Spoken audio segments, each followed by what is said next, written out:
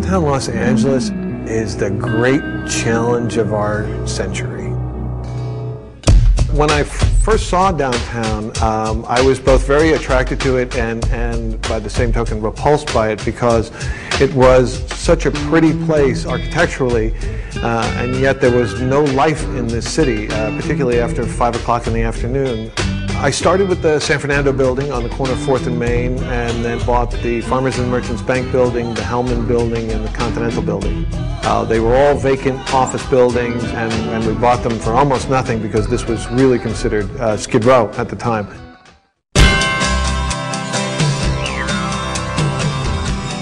St. Vibiana's is sort of, it's a great Los Angeles story, and it really is part of our great story, and that is that it was a building that was slated for demolition and was really 10 minutes from being torn down. And now it's a great center for performing arts, but it's also a really important part of Los Angeles history that was this close to being lost.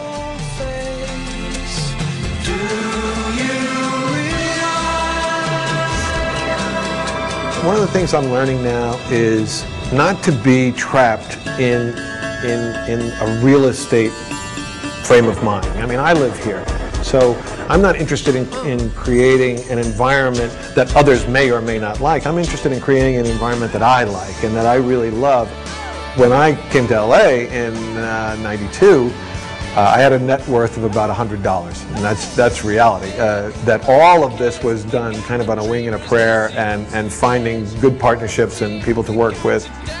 You can't be the smartest guy in your office. If you are, you shouldn't be the boss. So I really rely heavily on staff to add the spice and the ingredients that really make these projects fly.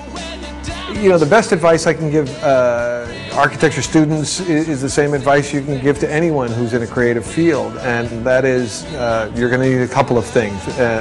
First and foremost, it's curiosity.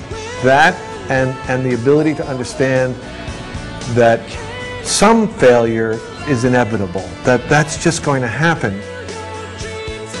I just find the word cynic to be a nasty word. I don't mind skepticism, because there's the possibility of redemption or enlightenment, but cynicism is a dead end. My favorite word is Trish. That's my wife. It's absolutely true. One of the things that Tom said to me, which has always stuck with me, is that he described himself as the bones and us as the connective tissue.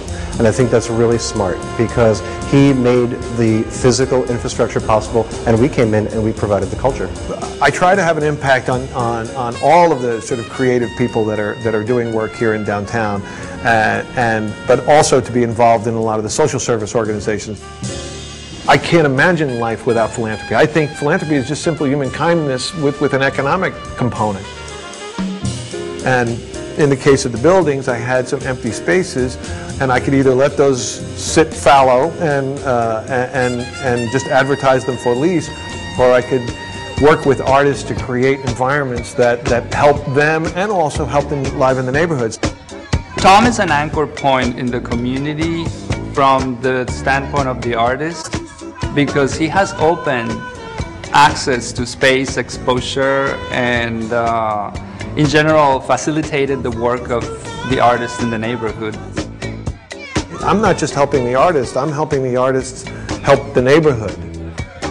So I've said it before, the reality is I'm a lazy man trapped in a busy man's body, that I'm not a driven man, I happen to be driven. You know, it's a different thing.